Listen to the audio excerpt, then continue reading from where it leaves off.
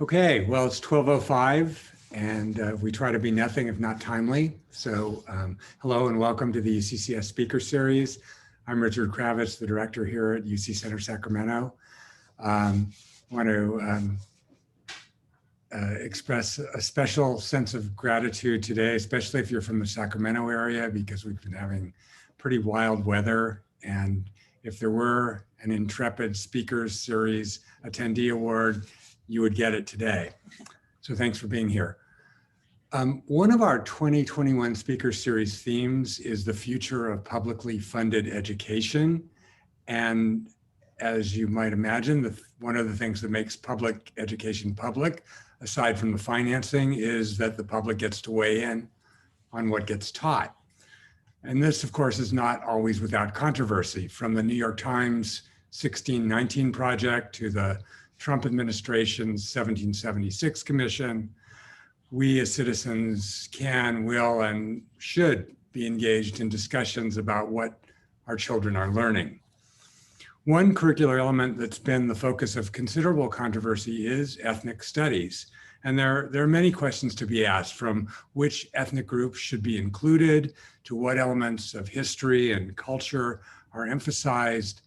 But a major question is, does it work? In other words, do ethnic studies programs promote educational success, particularly among disadvantaged youth? So here to answer this question for us today is Emily Penner. She is an assistant professor of education policy and social context in the School of Education at UC Irvine. Her work focuses on inequality, education policy, and teacher effectiveness. She's published many academic papers and policy briefs on these topics, among others. She earned her BA from Claremont McKenna, her PhD in education from UC Irvine, and she served on the faculty there since 2016. So please join me in welcoming Professor Emily Penner. Thank you so much, Dr. Kravitz. Thanks very much to the UC Sacramento staff for hosting me. It's a really exciting opportunity to be here with you at the start of this new year. Today, I'm going to talk about work that's joint with a couple of really important folks, my collaborators, Sharday Bonilla at UMass Amherst and Thomas Dee at Stanford Graduate School of Education. And this project is really made possible because of a really important partnership, a research practice partnership between Stanford and San Francisco Unified. And before joining the faculty at UC Irvine, I was a postdoc at Stanford and got to get started in this work joint with Tom. And we've since added Sharday, who was a PhD student there, to this latest round of research. And today is going to be a preview for you all, essentially, of some of their latest results. That's a part of a follow-up study to some earlier work we did. And it's going to be examining engagement and attainment, the longer-term effects of ethnic studies. Before I jump into it, I just want to acknowledge a huge debt of gratitude to the students, educators, and school leaders in San Francisco Unified. I know many of them have worked hard to develop the program I'm going to talk to you about today. I know many of them have worked hard to advocate for the ability for students to participate in such programs. And there's been a lot of school leaders involved in sort of helping to shepherd along the development of the program as well. And the views I'm going to express today are my own and not of any of those folks, but we do want to acknowledge their efforts in this important endeavor in the school district. I also want to acknowledge researchers and activists who've contributed to the development of this program. Again, they play an important role in helping make decisions and impacting the kinds of curricula that are available to students. And this is going to be one prominent example of it, but it's certainly not the only one. I want to acknowledge our funders, the Mindset Scholars Network, the William T. Grant Foundation, and Institute for Education Sciences. I think this whole group of folks helps to set the stage for what I'm going to talk about today. And we see ourselves as a piece of an ecosystem that examines some of the impacts that we're interested in, but there's a lot of folks behind the scenes also. I also want to note that I'd appreciate it if you did not share any of the work I'm going to talk about publicly today, especially the newest stuff. It's currently under peer review and some of the results are embargoed.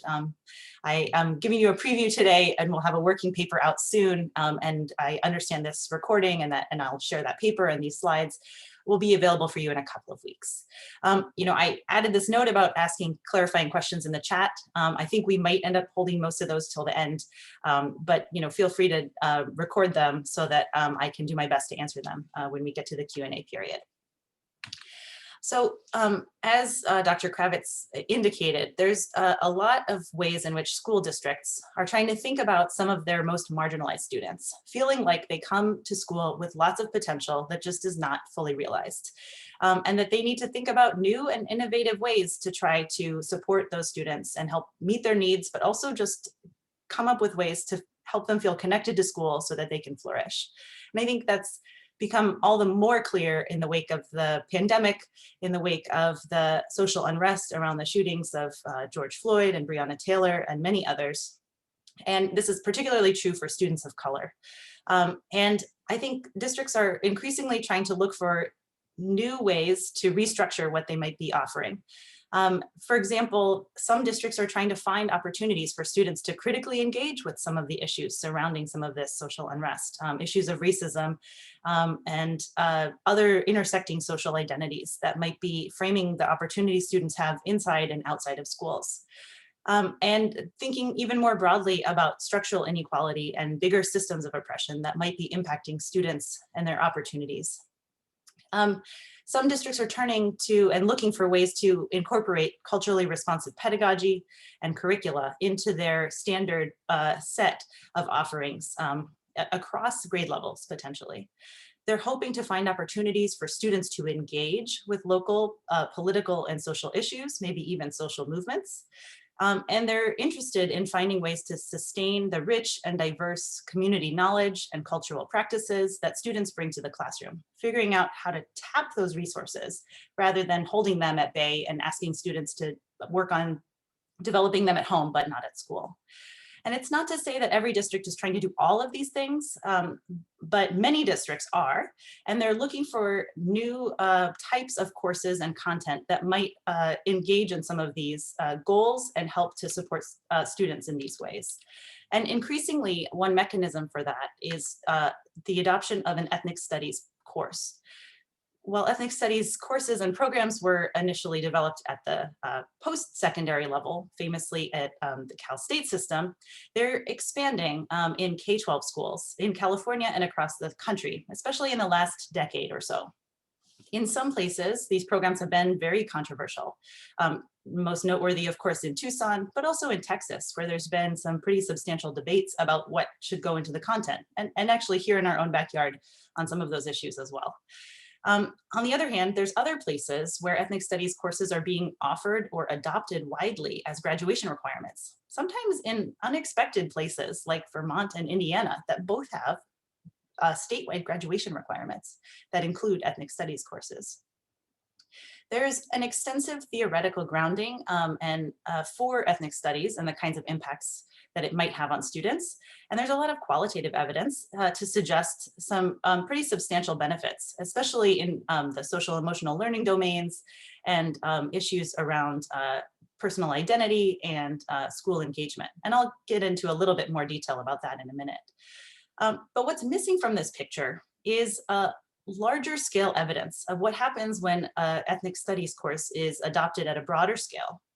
And there's very little evidence of the causal impact of these courses on some of the other kinds of indicators, academic outcomes, and particularly in the longer term in terms of attainment and longer term success for students after having participated in an ethnic studies class.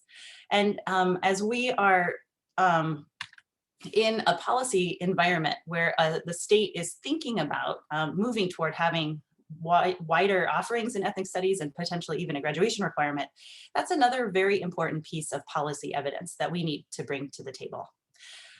So California is a context where there's been a long history of teacher-initiated ethnic studies courses in a number of high-profile and smaller districts.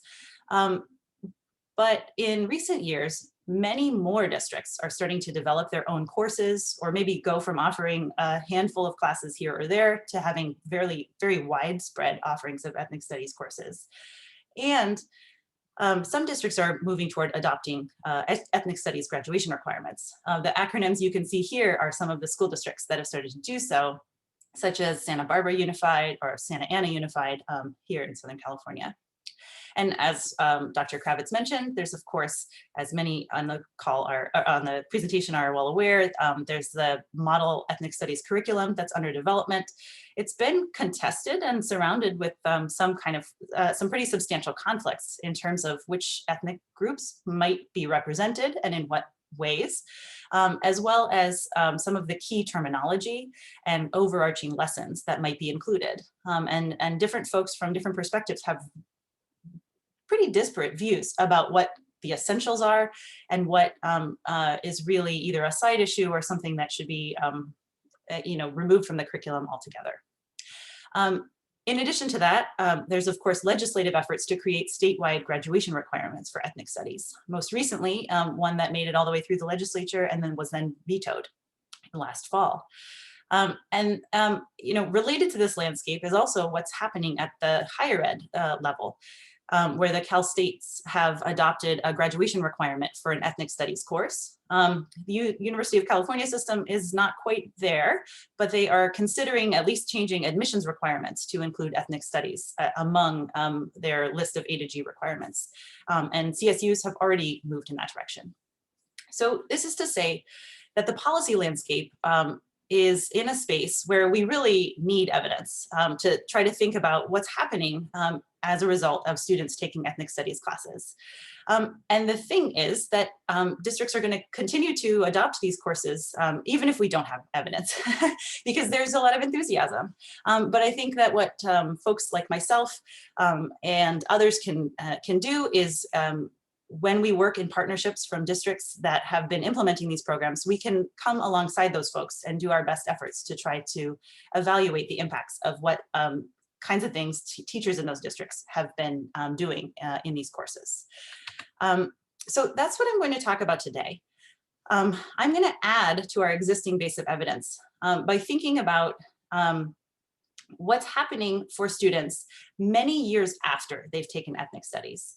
I'm going to recap some of my prior research that looked at what happened the year after, or the end of the school year when students took ethnic studies. And now I'm going to follow those students toward the end of high school.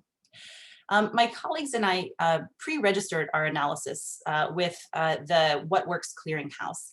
And so we have a couple of outcomes that were part of that pre-registered analysis. And then we got access to some additional data for some intermediate outcomes that are exploratory as well. And I'll present findings from all of those. What's novel about our work that sets it apart from some of the prior work is we have a research design that allows us to make causal claims because of a unique student assignment mechanism. I'll give you some details about that. As I mentioned, we have some educational attainment and persistence measures to talk about today. Before I jump into that, I'll give you a little background on ethnic studies. I know there's some folks on the call who probably have great depth of knowledge about this, and this is probably going to seem like a pretty intro version of what you have spent a lot of time working on. But don't want to assume that other folks, that everybody on the call has that level of experience. I'm also going to give you a little bit of a review of the history of the program in San Francisco and tell you about specifically what portion of that program we're evaluating today. I'll give you a recap of our prior work, and then I'll get to our longer term outcome study. What is ethnic studies? So ethnic studies can be a unit of study. It can be a full-length course, or it can be an entire set of programs that are centered on the knowledge and perspectives, sometimes of just one and sometimes of multiple ethnic or racial groups. And it draws on the intellectual scholarship of individuals of color. Ethnic studies curricula exist largely because students of color demanded an education that was relevant, meaningful, and affirming of their identities. And that's a sort of a central piece of the driving motivation for ethnic studies. And some folks kind of earlier on in the ethnic studies literature argued that there was also a sort of central goal, which was the systematic examination and dismantling of racism. I think more recent folks might also add colonialism to this list. And for some, that can make this a little bit uncomfortable, but for others, this is a vital part of what they see as the purpose of ethnic studies. And I think it's important to acknowledge that controversy as well. Some folks who are central to the theoretical and research base of ethnic studies, for example, Christine Sleater and Miguel Zavala, have identified some key hallmarks of what an ethnic studies course or program of study would include. I'm not going to read all of these for you, but I just want to highlight that it includes a culturally responsive pedagogy that draws upon students' experiences, that treats them as intellectuals who have cultural wealth that they bring from their communities, and that works to engage that wealth and also propel students to get connected to their communities and bridge gaps between school and home. It uses those stories as sort of a counter narrative to the dominant stories that are typically covered in social studies and other content. But then it also has this piece that necessitates a structural and critical analysis of racism, colonialism, other structures of oppression. And I think that's the piece that can end up being the place where many people are very reactive, but it's also a key component of what's happening in ethnic studies classrooms. And as I mentioned, there is a robust body of qualitative and case study evidence, along with the theoretical work, that suggests that ethnic studies is associated with a number of different benefits for students. It has been found to be associated with increases in communalism, student motivation, school connectedness, ethnic identity, a sense of empowerment, self-concept, critical thinking, and even achievement. So lots of social emotional learning goals that schools have seem to be realized to some degree, at least, in some of these earlier ethnic studies programs. And then there's one very important body of work to mention, which is the evaluation of Tucson's Mexican American Studies program, before it was famously banned and before the court overturned that ban. And here, the authors, Nolan Cabrera and colleagues, found that students who took the Mexican American Studies course, for those students, it was associated with large increases in graduation rates and a couple of other academic outcomes. The authors are very clear to mention that they cannot offer a causal evaluation of this program, however, because in their case, students could opt to take the course if they wanted to. And what is entirely possible is that the students who chose to take the course were already among the most academically motivated. And because of some other disposition or motivation that those students possessed, they might have had higher graduation rates to begin with. So while they can provide some very positive evidence that's suggestive of some great benefits of this course, they are clear to mention that their analysis may suffer from omitted variables bias, meaning that we really can't identify that additional motivation that students might have had that might have contributed to their positive outcomes. And so they are clear that they should not be considered true causal effects. So on top of this body of evidence, our study adds something, which is the ability to make a causal inference about the effect of the ethnic studies program that we evaluate. And I'm going to talk a little bit about how that works. But first, I want to give you some background about the program in San Francisco Unified specifically.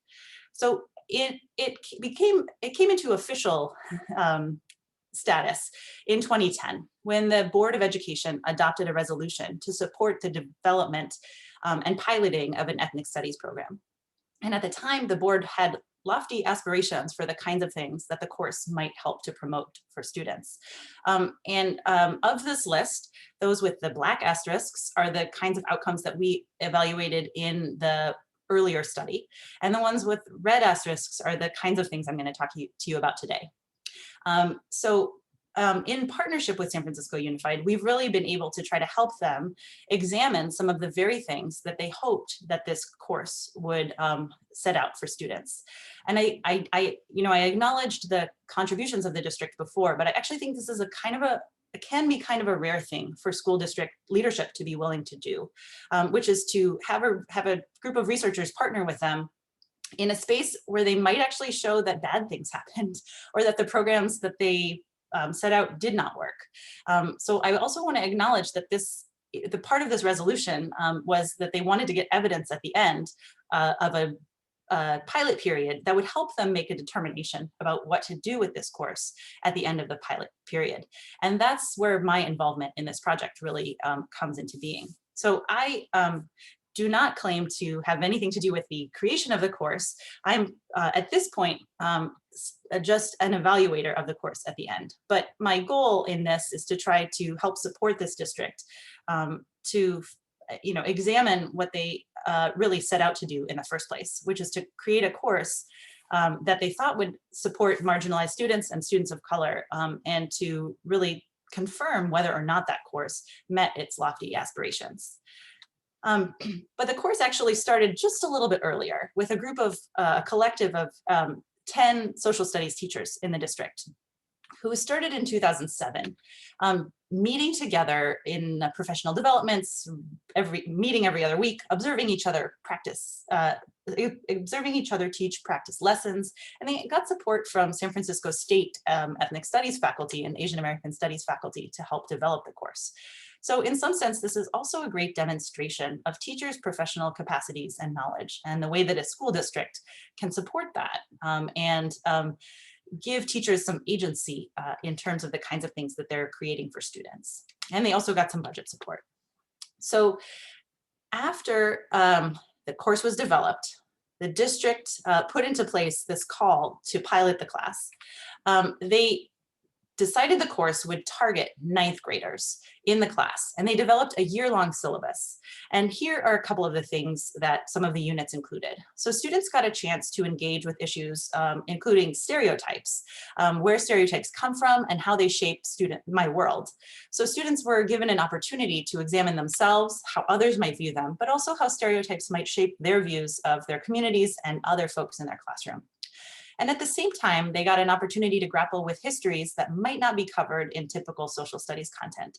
So community-based social movements in the 1950s and 60s, you should be thinking about this as movements growing out of the civil rights movement and other groups of color, in particular in California, like the Chicano Moratorium and other protest groups that were active in this time period, trying to advocate for the rights of individuals of color. So students really got a chance to dig into some political legacies and social legacies that might be surrounding them that they may not have known about before, or at least might not have seen recognized in school curricula.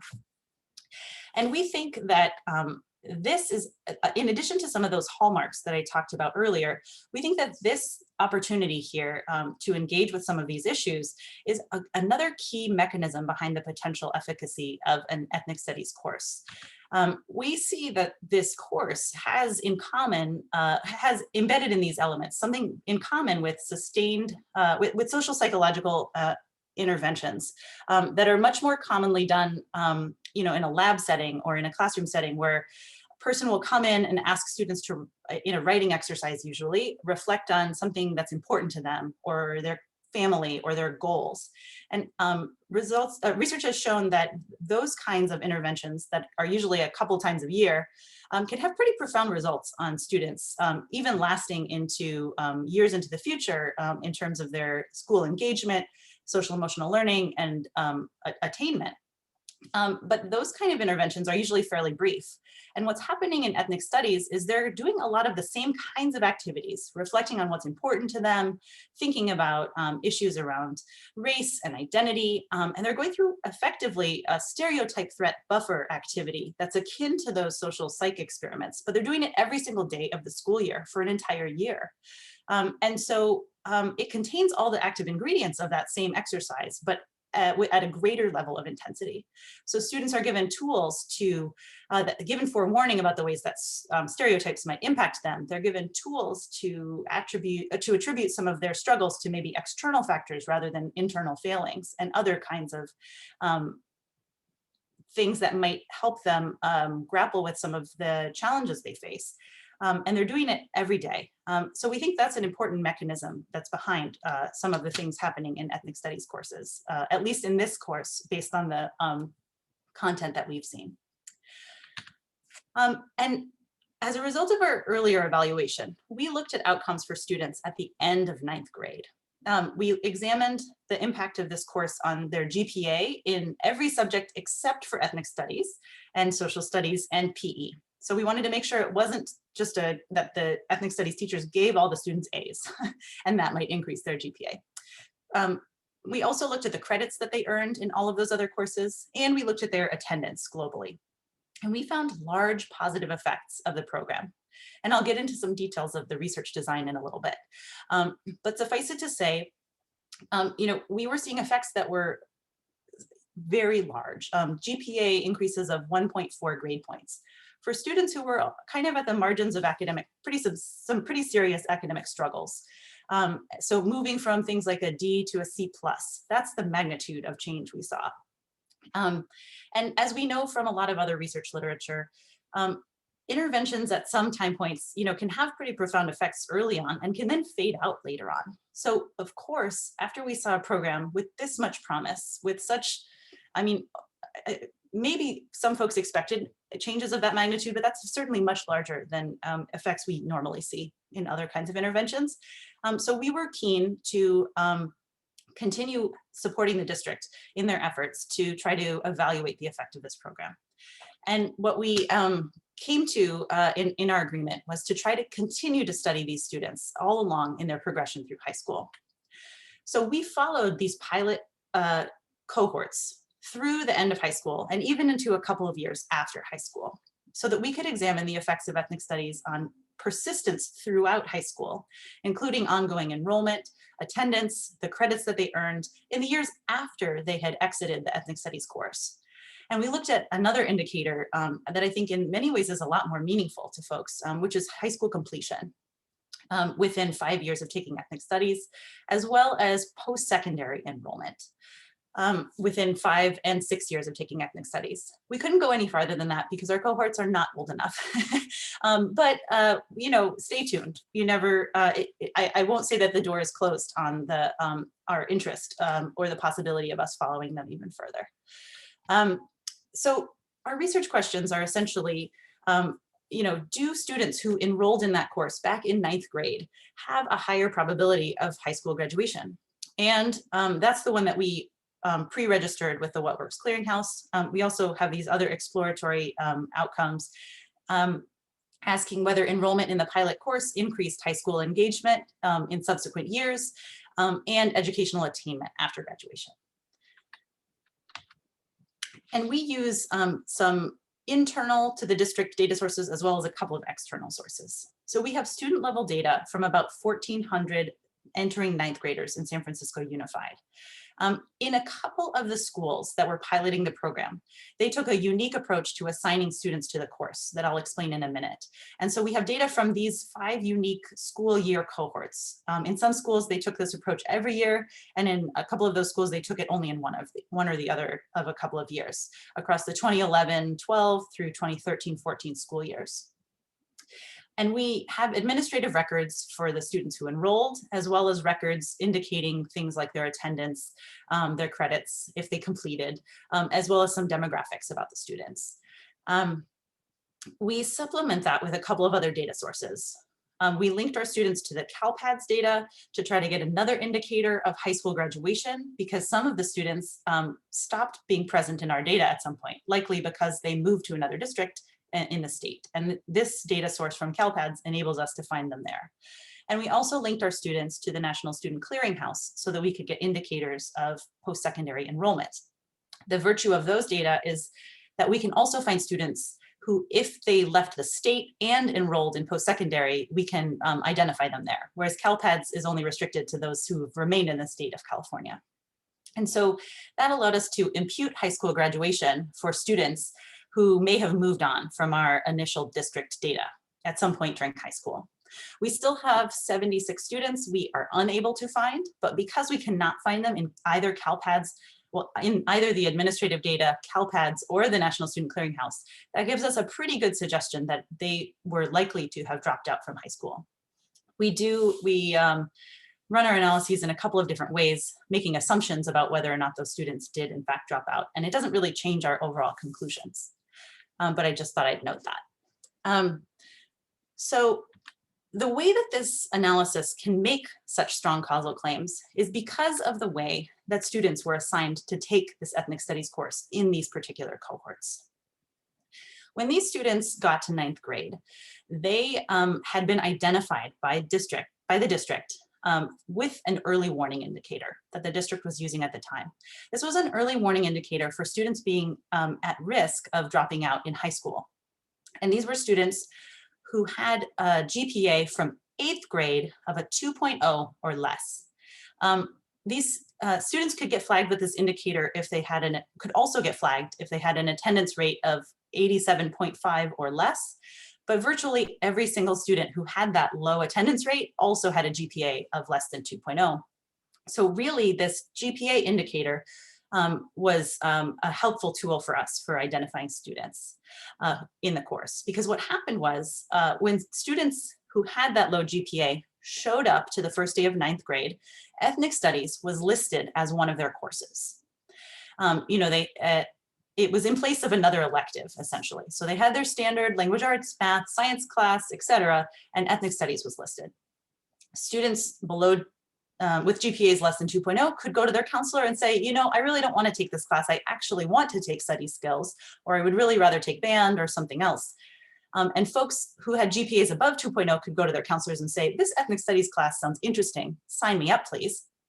But there was something that sort of randomly chose these students with the GPAs just below 2.0 to sign them up. And that difference in getting a nudge to take the class versus not getting a nudge is helpful for enabling us to make causal inferences about the impact of the class.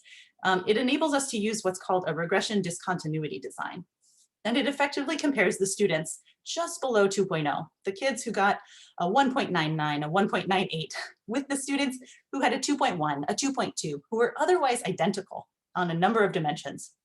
And we checked for the degree to which they were identical and they on the available indicators we had, and they are.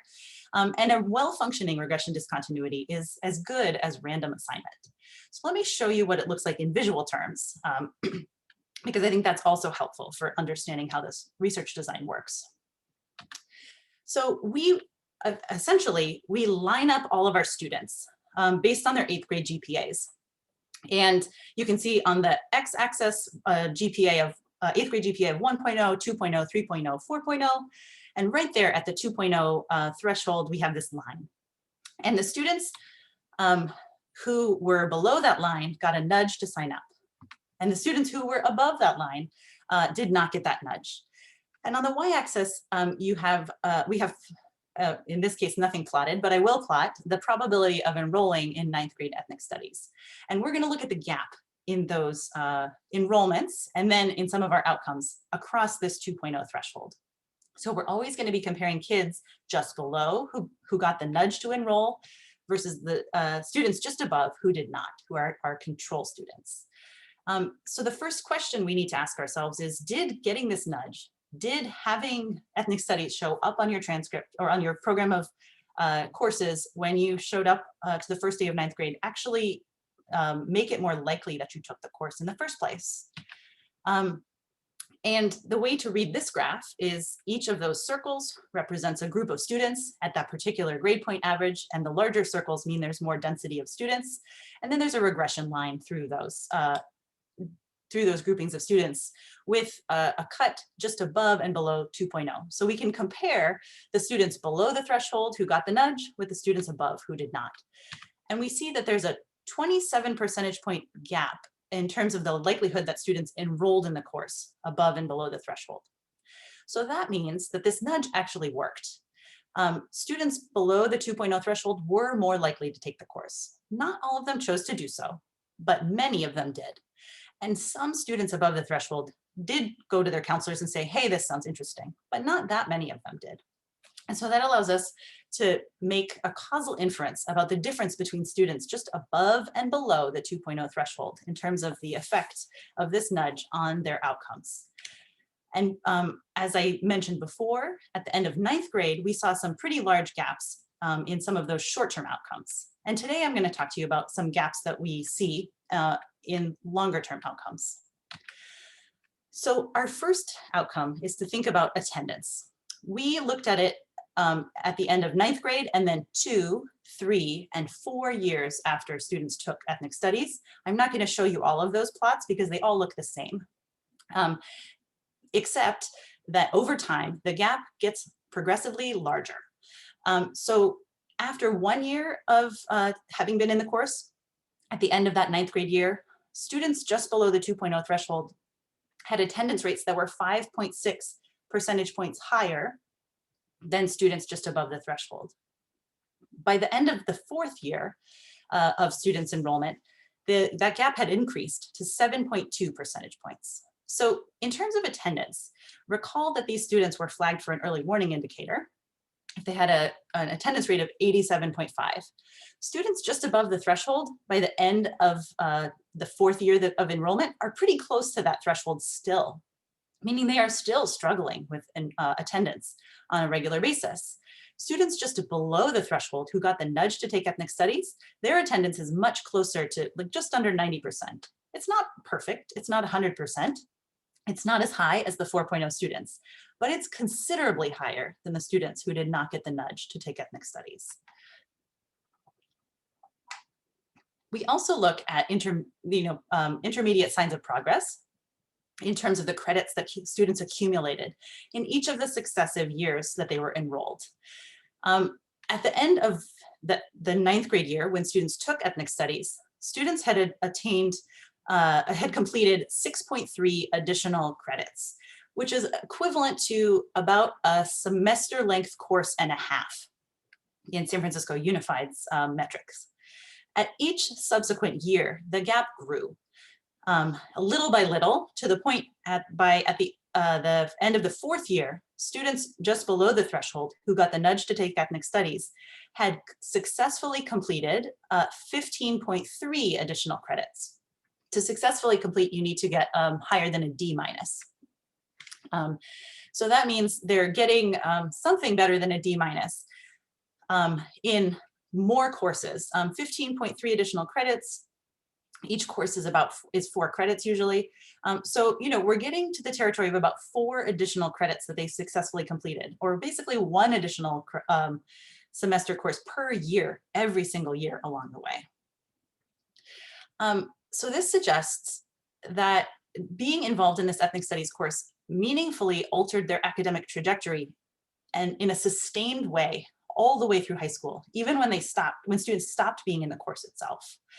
And that's borne out in our longer term attainment measures as well. We find evidence that at the end of high school, the folks who got the nudge to take ethnic studies had graduation rates that were 15.7 percentage points higher than students who did not get the nudge.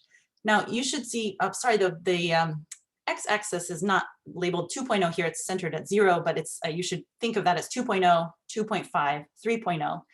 These students here just below the 2.0 threshold look like students who are up here at like 2.5 or even 3.0. So they're graduating at rates that are consistent with students who, based on their 8th grade performance, were much higher achieving students.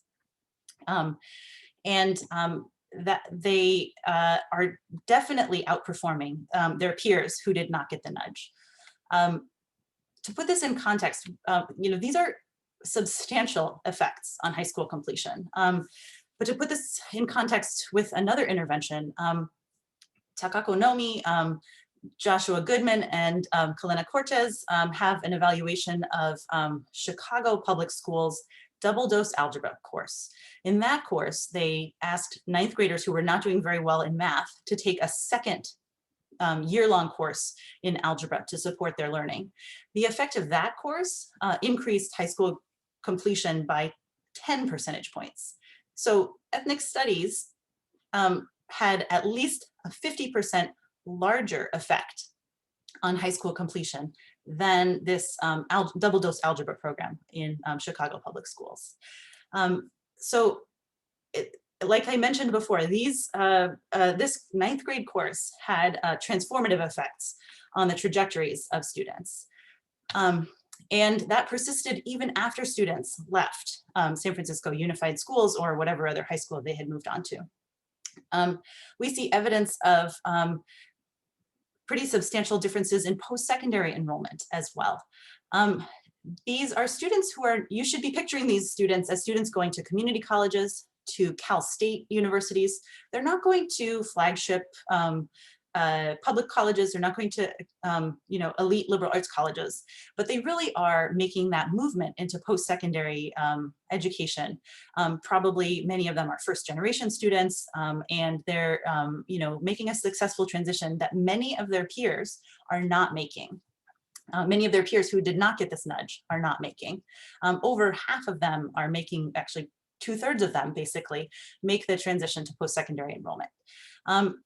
It's a slightly larger gap in the 5 years after the course than 6, which suggests that they're also making this leap to post-secondary enrollment a bit before their peers who did not get the nudge. And that's if we look at a pretty wide grouping around this 2.0 threshold.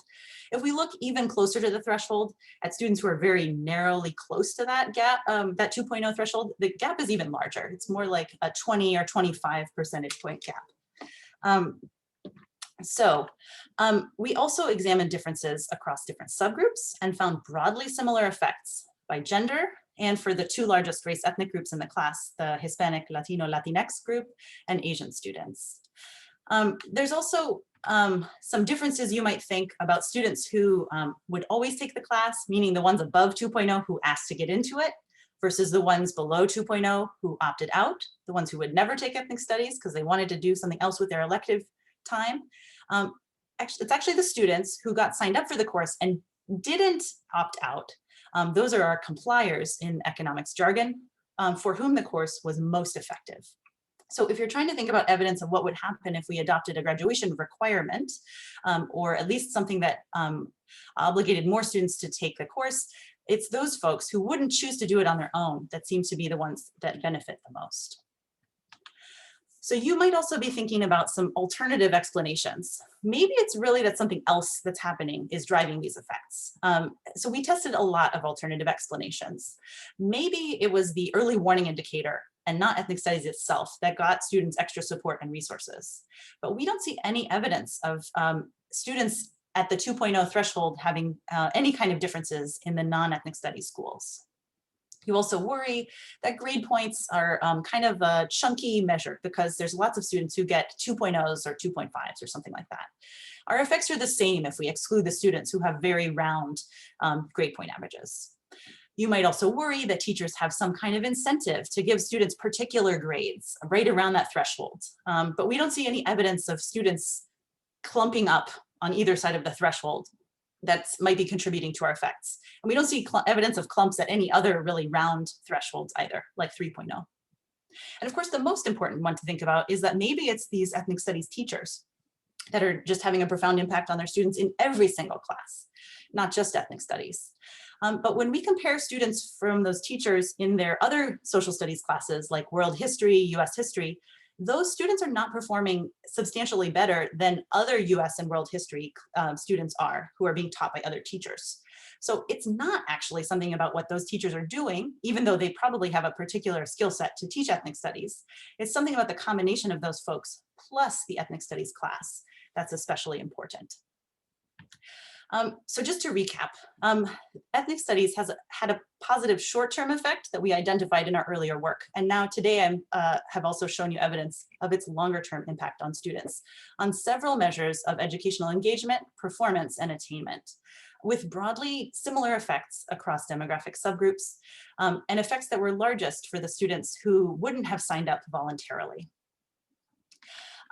This study has some important limitations, however, because it has limited external validity because it was a small sample for in this pilot study. It's also based on efficacy of targeting participation to academically marginalized students close to this early warning indicator threshold. We would not expect it to have the same kinds of impacts on the same outcomes for much higher performing students, partially because so many of them already have high GPAs, high attendance, are very likely to graduate, et cetera. And also we think of, as I mentioned, this is a very high fidelity implementation. This is a place where teachers got a fair bit of support. And we suspect that if an ethnic studies course were adopted and scaled up very quickly and indiscriminately, it might not have these kinds of impacts on students. So from here, we are working to continue to partner with our district folks because the Board of Education passed a new resolution after we presented our initial findings to try to expand the program to all high schools in the district. And we are in the process of working on an evaluation of that scale up, as well as working with some folks to dig into elements of the curriculum and the practice that's at work there to try to figure out who's taking the course, who's teaching it, and thinking about how new teachers are onboarded to the course as they expand the program. Oops, sorry, that's my timer. It just fell over. So I think that's a great stopping point for me. And I would love to start some questions with you guys. Thank you so much. Great. Thank you so much, Professor Penner. And I'm just going to give Brooke here just a moment to go ahead and end the recording.